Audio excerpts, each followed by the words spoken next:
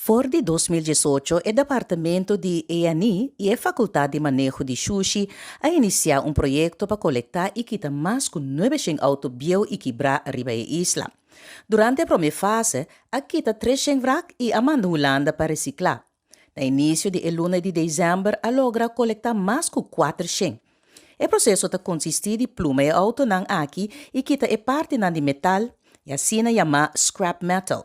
Se man passar, a logra barca 400 auto e 35 ton de metal riba barco rumo para St. Martin e de nang sigue para Holanda. Caminda lo processar essa aqui nang e reciclar e diferente componente nang. Essa aqui é um processo que cumpre com o standard nang internacional de meio ambiente. Diretiva de E&I pede todo cidadão que tem auto nang quebrar que está fora de circulação para tomar contato com nang para quitar nang. Passonando uma ameaça para o meio ambiente e saúde público, mirando que não pode criar plaga de sangura e jaca.